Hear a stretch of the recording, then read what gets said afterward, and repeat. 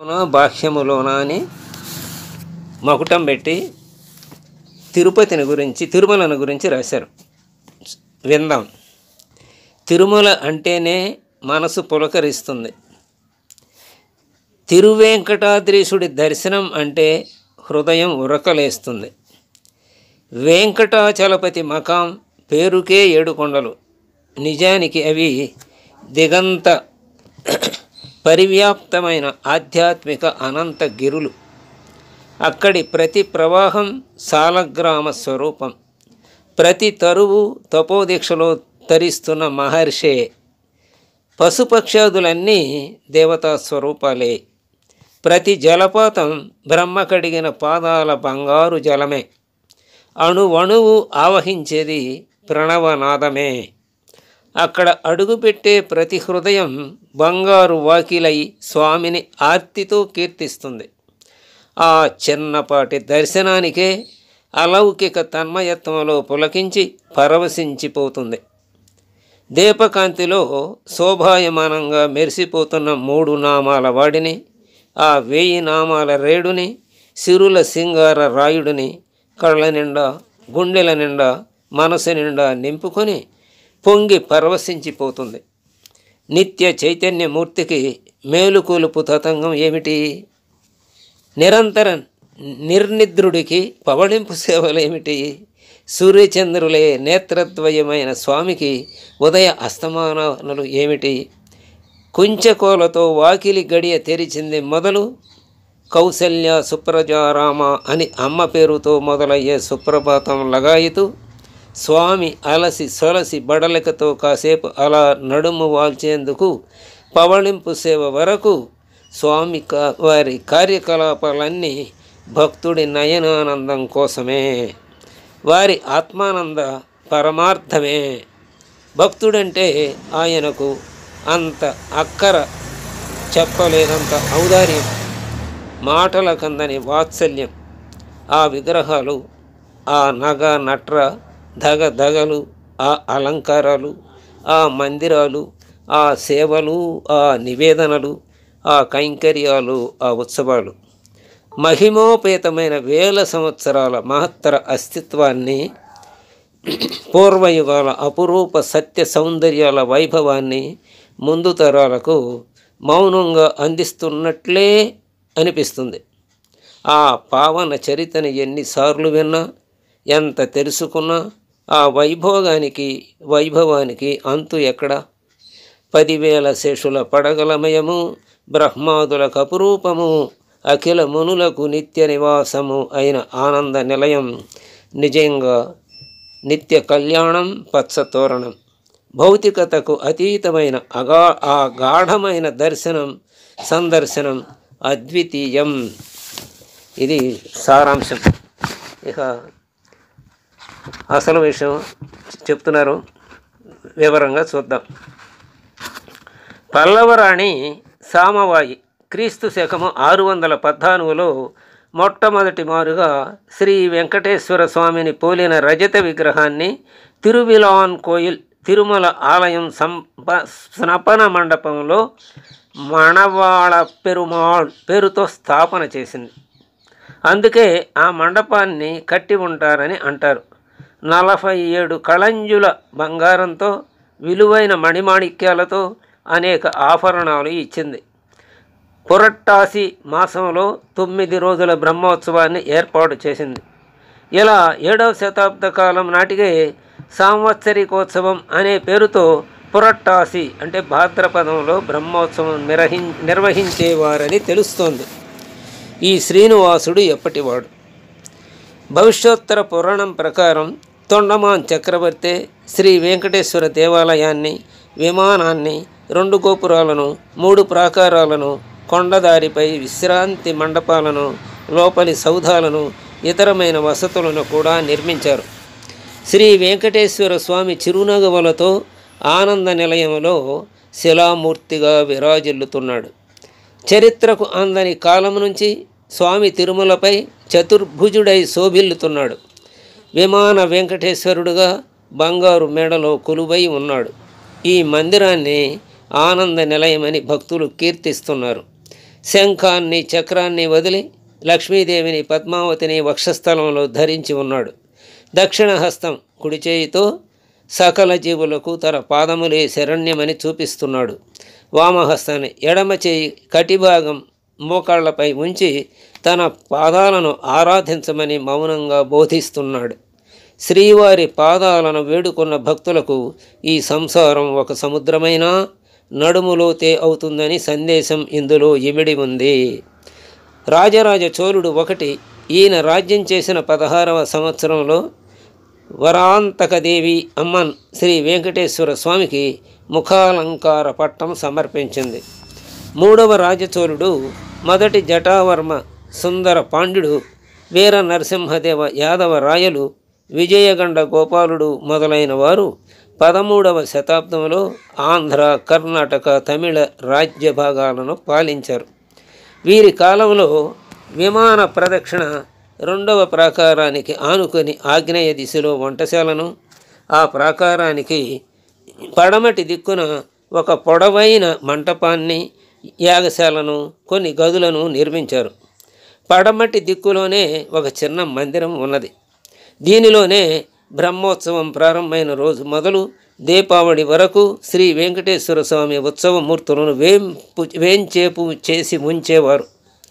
దీపావళి రోజున స్నానానంతరం ప్రసాదాలను, పణ్యారాలను ఆరగింపు చేసి గర్భాలయంలో ప్రవేశపెడతారు. ఆ సమయంలో తిరుమామాణి మంటపానికి ఎదురుగా వంశపారంపర్యంగా విధులను నిర్వర్తిస్తున్న ఉద్యోగులను ప్రత్యేకంగా సమావేశపరిచేవారు. దేవాలయంలో కార్యనిర్వహణం చేస్తున్న వారు కూడా ఈ సమావేశంలో పాల్గొంటారు. దీన్ని ఆస్థానం అంటారు. ఈ సమయంలో యాగశాలలో శ్రీరాముడు తదితర దేవతల విగ్రహాలను వేంచేపు చేస్తారు. కేవలం మూలమూర్తితో పాటు భోగమూర్తి రజత విగ్రహాలు, ఉగ్రమూర్తి గర్భాలయంలో ఉంటారు. ఉత్తరం వైపు వంటశాలకు వెళ్ళే ప్రవేశద్వారం వద్ద వకుళమాత శిలా విగ్రహం ప్రతిష్ఠించారు. వకుళమాత శ్రీ వెంకటేశ్వర స్వామిని సేవించిన తల్లి. భోజన అవసరాలను ఆమె సమకూరుస్తుంది. అందుకే వంటశాల వద్ద ప్రతిష్ఠించారు. శ్రీ రామానుజ సన్నిధి హుండీకి ఎదురుగా ఉన్నది. దీనికి ఒక చిన్న దారు నిర్మిత ద్వారం ఉన్నది. ఈ గదిలోనే అన్నమాచార్యులు, ఆయన కుమారుడు పెద తిరుమలాచార్యులు, వారి కుమారుడు చిన్న తిరుమలాచార్యులు రచించిన 18,000 సంకీర్తనలు 3,000 తామ్ర ఫలకాలపై లిఖించి భద్రపరిచారు. శాసనాలలో ఆ గదిని తాళ్లపాక వాగ్గేయకారుల సంకీర్తనల భండాగారంగా పేర్కొన్నారు. వారి వారసులు ఈనాటికి ఉదయాస్తమాన వేళల్లో పాటలు పాడుతున్నారు. ఉత్సవాల శకమిక. శాసన ఆధారాలను పరిశీలిస్తే పెద తిరుమలాచార్యులు క్రీస్తు శకం 1539 అచ్యుతరాయల కాలంలో 2,000 వరహాల మూలధనంతో అణిమాసంలో అంటే జ్యేష్ఠమాసంలో 13 రోజుల పాటు బ్రహ్మోత్సవం ఏర్పాటు చేశారు. మొత్తం మీద విజయనగర పరిపాలకులు కాలం నాటికి చైత్రం, జ్యేష్టం, ఆషాఢం, శ్రావణం, భాద్రపదం, ఆశ్వేజం, కార్తీకం, పుష్యం, మాఘం, పాల్గొనం, వైశాఖ, మార్గశిర మాసాలలో తప్ప 10 మాసాలలో బ్రహ్మోత్సవాలు జరిగేవని తెలుస్తోంది. బ్రహ్మోత్సవం తర్వాత చెప్పుకోదగ ఉత్సవం పవిత్రోత్సవం.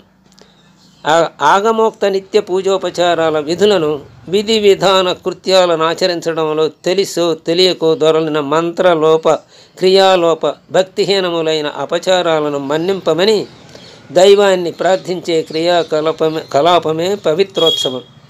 ఇది సాంవత్సరిక ఉత్సవం. ప్రప్రథమంగా వెంకటేశ్వర స్వామి వారి ఆలయంలో సాళువ మల్లయ్య దేవ మహారాజు క్రీస్తు శకం 1463వ సంవత్సరంలో 5 రోజుల మహోత్సవంగా ఏర్పాటు చేశాడు. తదనంతర కాలంలో ఈ ఉత్సవాన్ని గురించిన ఆధారాలు ఉన్న శాసనాలు లభ్యం కావడం లేదు. అధ్యయనోత్సవం, డోలోత్సవం ఆయా కాలాలలో ఏర్పాటయ్యాయి. శ్రీ వెంకటేశ్వర స్వామికి అలిమేలు మంగళకు క్రీస్తు శకం 1535లో అచ్యుత దేవరాయలు 5 రోజుల పాటు లక్ష్మీదేవి మహోత్సవం జరిపించేందుకు కొండవీడు ప్రాంతం నుండి 300 రైఖై పొన్నుల అంటే ఆ కాలం నాటి నాణేలు అన్నమాట సాంవత్సరిక ఆదాయం ఏర్పాటు చేశాడు. అంటే అది జరపటం కోసం 300 నాణేలు ఏర్పాటు చేశారు. నేడు అర్చిత సేవగా జరుపుతున్న కళ్యాణోత్సవం మొదట్లో బ్రహ్మోత్సవంలో ఒకరోజు జరిగేదని, ఆపై ప్రత్యేక ఉత్సవంగా 5 రోజులు నిర్వహించేవారని తెలుస్తోంది. క్రీస్తు శకం 1536లో తాళ్లపాక పెద తిరుమలయ్య కుమారుడు తిరువెంగళనాథుడు ఫాల్గుణ మాసంలో శ్రీనివాసునికి 5 రోజుల ఉత్సవంగా ఏర్పాటు చేశాడు. ఇక నెల నెలా ఉత్సవాలు. ఇవే కాకుండా ప్రతి నెల జరిగే ఉత్సవాలు కూడా తిరుమలలో శ్రీ వెంకటేశ్వర స్వామికి వైభవంగా జరిగేవి. 12 మాసాల సంవత్సరంలో ప్రతి మాసంలో వచ్చే 13 అమావాస్యలు, 13 పౌర్ణములు, 25 దశములు, 25 ఏకాదశులు, 25 ద్వాదశులు, 13 శ్రవణాది కొన్ని ముఖ్యమైన నక్షత్రయుక్త దినాల్లో ప్రత్యేక పూజలు శ్రీ వెంకటేశ్వర స్వామికి జరిగేటట్లు భక్తులు ఏర్పాటు గావించారు. ఇక ఒకరోజు జరిగే ఉత్సవాలు ఉన్నాయి. వాటిల్లో శ్రీ జయంతి, ఉట్ల ఉత్సవం, ఉత్థాన ద్వాదశి, దీపావళి, మకర సంక్రమణం, ఉగాది, శ్రీరామనవమి మొదలైన ఉత్సవాలు ఒక్కరోజు మాత్రం వైభవోపేతంగా జరుగుతాయి. మొత్తం పైన సంవత్సరం పొడవునా తిరుమలలో శ్రీ వెంకటేశ్వర స్వామికి అన్నీ పండుగ రోజులే. ఈనాడు జరిగే ఉత్సవ దినాలతో పోలిస్తే విజయనగర రాజుల కాలం నాటి వైభవ ఉచ్చ స్థితిలో ఉండేదని చెప్పక తప్పదు. బహుశా అందుకే సంవత్సరంలో 365 రోజులు తిరుమల వెంకటేశ్వర స్వామి ఆలయం పచ్చటి తోరణాలతో అలరారడం వలన నిత్య కళ్యాణం పచ్చతోరణం అనే నానుడి వచ్చిందనిపిస్తోంది. ఇక 14వ శతాబ్దం నుంచి పూదోటలు.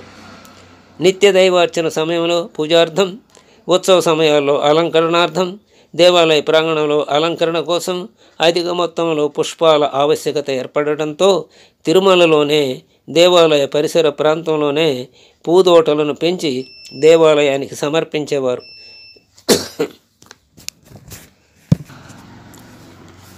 తిరుమలలో దేవాలయ ప్రాంతంలోనే పూదోటలను పెంచి దేవాలయానికి సమర్పించేవారు.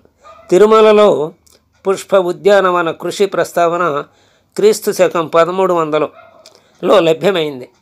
ఆ తరువాతి కాలంలో అనేక పూదోటలు వచ్చాయి. ఈ పూదోటల చరిత్ర చాలా ఉంది. ఏ విగ్రహాలు, ఏ మూర్తులు అవి అనేదానికి ఇక్కడ చక్కగా వివరణిస్తున్నారు. తిరుమలలో నెలకొన్న శ్రీ వెంకటేశ్వరుని స్వయంభువుగా విశ్వసిస్తారు.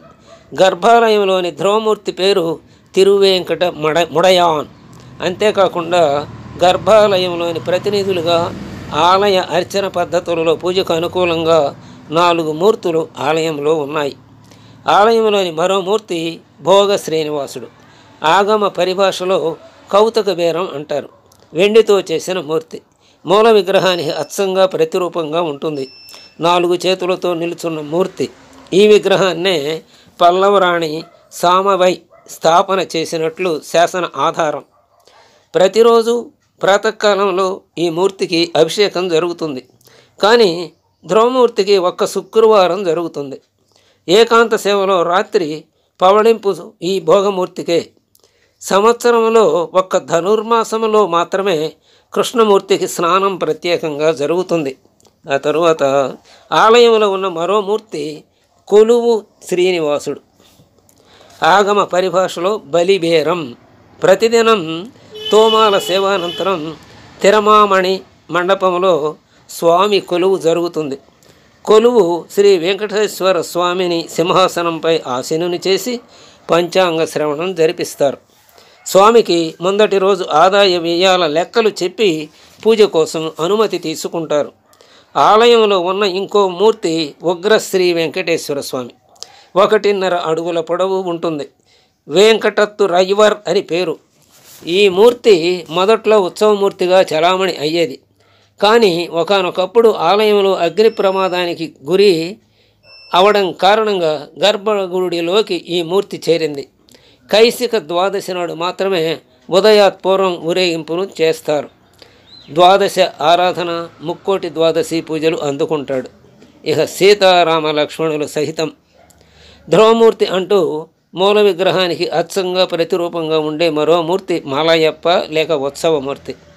ఈ స్వామిని మలైకినియ నింద పెరుమాళ్ అని శాసనాలు పేర్కొంటున్నాయి. 2 చేతులలో ఒకదానిలో శంఖం, మరొక దానిలో చక్రం ఉండి 4 చేతులు కలిగి నిలుచున్నటువంటి మూర్తి. క్రింది 2 చేతులతో ఒక చేయి వరదహస్తం, మరో చేయి కటిహస్తం. శ్రీదేవి, భూదేవి విగ్రహాలు పక్కనే ఉంటాయి. మలయప ప్రస్తావన క్రీస్తు శకం 1339 సంవత్సరంలో మొదటి మారుగా కనిపిస్తుంది.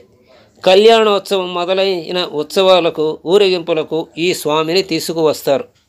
ఈ విగ్రహాలే కాకుండా తిరుమల ఆలయంలో శ్రీ వెంకటేశ్వర స్వామిని ప్రకటించే శ్రీకృష్ణ, శ్రీరామ, సీతా, లక్ష్మణ, సుగ్రీవ మొదలైన విగ్రహాలు ఉన్నాయి. ఆదాయ వ్యయాలు ఎలా? శాసనాలు పరిశీలిస్తే తిరుమల ఆలయం పరిపాలనా విషయాలు తిరుచానూరు సభవారు మొదట్లో చూసేవారని, ఆ తరువాత తిరుమలలోనే స్థానత్తారులు చూసేవారని తెలుస్తోంది. వీరు వెంకటేశ్వర స్వామి వారి ఆదాయాన్ని దేవదాన గ్రామాలలో నీటి వనరుల కోసం ఖర్చు చేయటం, వాటి నుండి వచ్చే అధిక రాబడితో మరిన్ని కైంకర్యాలు చేయడం జరిగేది. అవసరమైనప్పుడు దేవదాన గ్రామాల్లోని కాలువలకు పూడిక తీయించడం వంటి కార్యక్రమాలు జరుగుతూ ఉండేవి. తద్వారా వ్యవసాయం మీద వచ్చే రాబడికి లోటు ఉండేది కాదు. అందుచేత శ్రీ వెంకటేశ్వర స్వామి వారికి జరిగే కైంకర్యాలు సక్రమంగా జరిగేవి. ఇక ఉత్సవాల్లో నృత్య గీతాల సంగతి. విజయనగర రాజులు కళలను పోషించారు.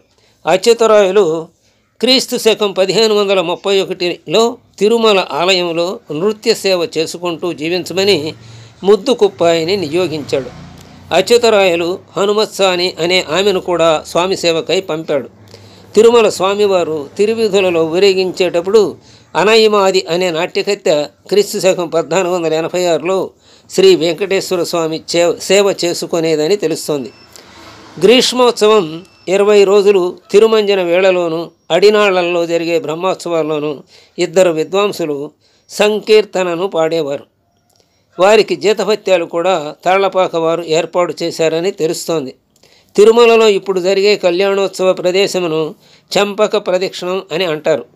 ఆ ప్రదక్షిణంలో సర్వసహితంగా సంగీత లేఖనం ఉన్న 2 రాతి బండలు లభ్యమయ్యాయి. ఇవి 15-16 శతాబ్దాల కాలం నాటివని తెలుస్తోంది. క్రీస్తు శకం 1491లో శ్రీ వెంకటేశ్వర మహత్యాన్ని పసిండి వెంకటత్తురైవర్ రచించి చదివి వినిపించేవాడని తెలుస్తోంది. ఇక 7 సార్లు వచ్చిన చక్రవర్తి. శ్రీకృష్ణదేవరాయలు శ్రీ వెంకటేశ్వర స్వామికి అనన్య భక్తుడు.